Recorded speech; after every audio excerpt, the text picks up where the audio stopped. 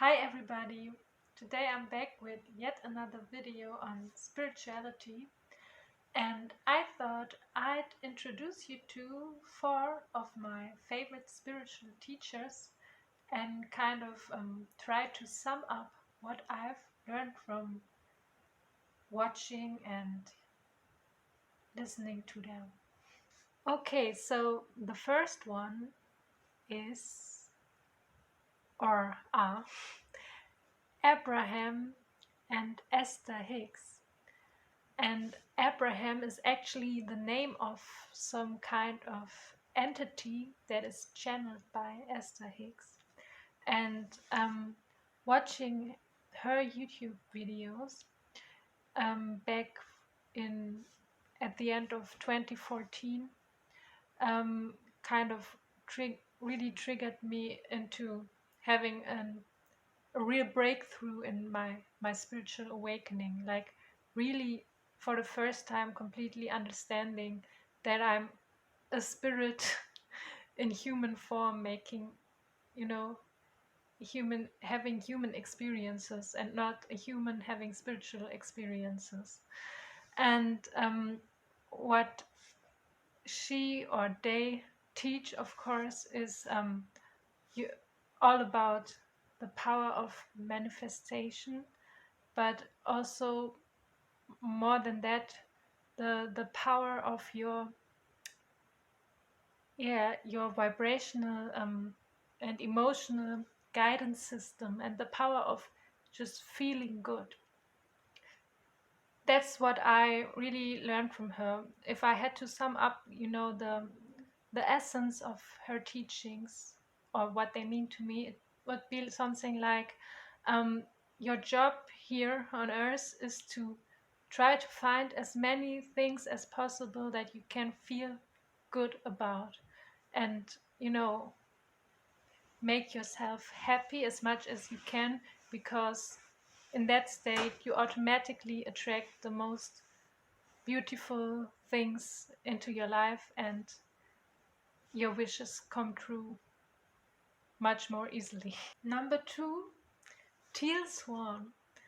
And what I think she is all about is, um, embracing the shadow aspects of your personality, and also bridging the gap, so to say, between the ego, the lower self, and the higher self, and combining psychology and sociology and stuff like that, basic truths about being a human, basically, with those higher spiritual truths. And I think that's also her self-proclaimed mission, to to make this how do you say, reconciliation between between being a regular human and being a divine source energy entity happen.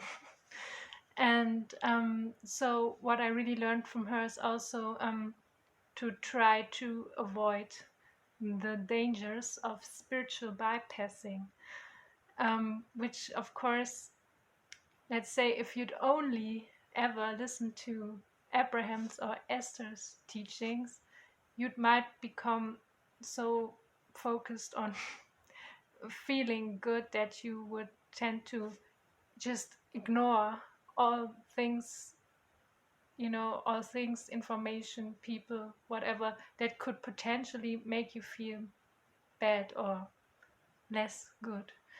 And that is of course not always let's say, the right way to go, as sometimes you have to face those things in order to grow spiritually. And yeah, and I think she gives a lot of great tips on how to do that. Number 3 on my list is Eckhart Tolle, or do you say Tolle in English? I don't know how you pronounce his name. Anyway, I think his, let's call it, philosophy is pretty obvious as he keeps basically repeating the same thing over and over again. And it's live in the now, be present.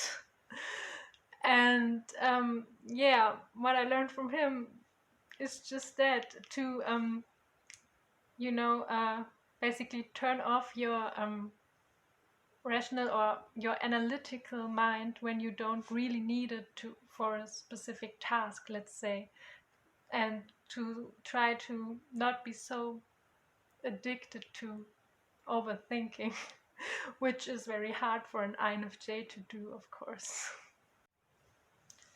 And number 4, the one person who has recently, or ever since like the midst of last year, I think, has become basically my most important spiritual teacher, is Dolores Cannon.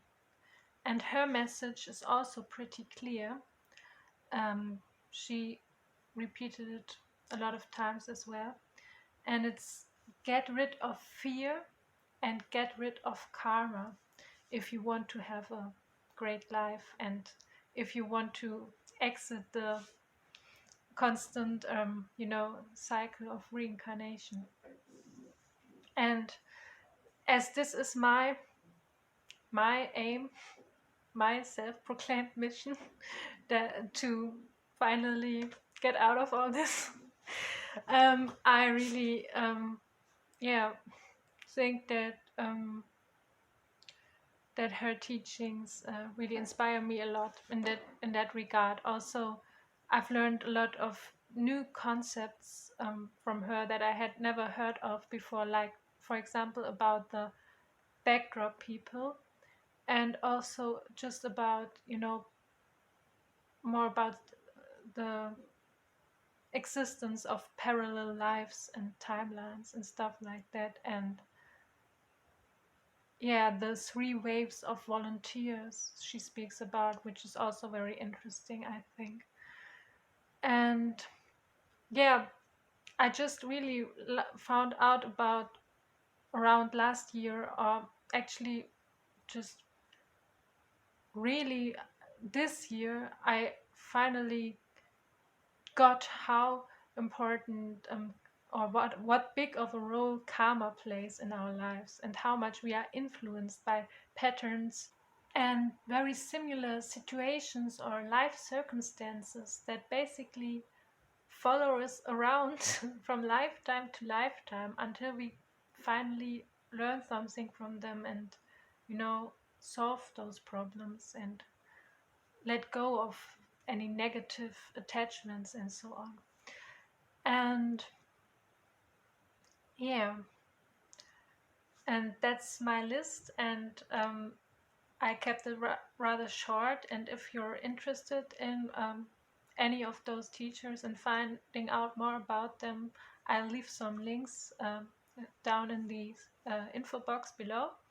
And yeah, I hope you liked it. And till the next time, bye.